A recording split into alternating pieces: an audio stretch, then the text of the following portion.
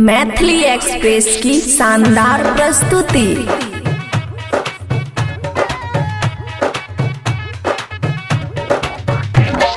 DJ Kanchan Raj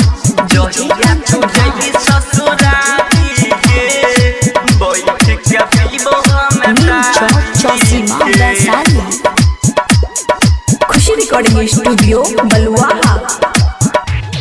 जहिया तू जैबी ससुराली गे बैठ के पीबो हम तारी गे बैठ के पीबो हम तारी गे। जहिया तू जैबी ससुराली गे बैठ के पीबो हम तारी गे। चखनो चखबो याद रखबो खराब कैलही कपारी गे।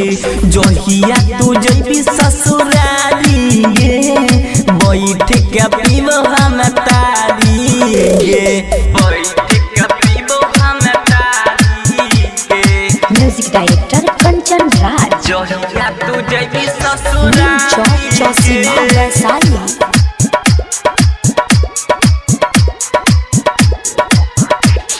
रिही जब नजर पे रिहै हमें तू सगे डाक के तू जाई छी बिरह के दुख गे।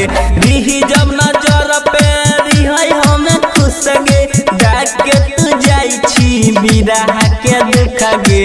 भले बेचले वो गाभिन पारी गे बेच के गाभिन पारी गे। बैठा के बैसखिया तारी गे। जहिया तू जैबी ससुराली गे बैठ के पीबो हम तारी गे बैठ के पीबो हम तारी गे। DJ Kanchan Raj DJ Kanchan Raj. जहिया तू जैबी ससुराली गे नीम चौक चौसीमा वैशाली। दौड़ी दौड़ी जैबौ हमें बस खाना मुन्ना में नार तोहर दीवाना। दौड़ी दौड़ी जैबौ हमें बस खाना मुन्ना में नार न सदावा दीवाना। याद कर तो राइटर मुरारी गे करे याद पास मन मुरारी गे। बैठ के बैसखिया तारी गे।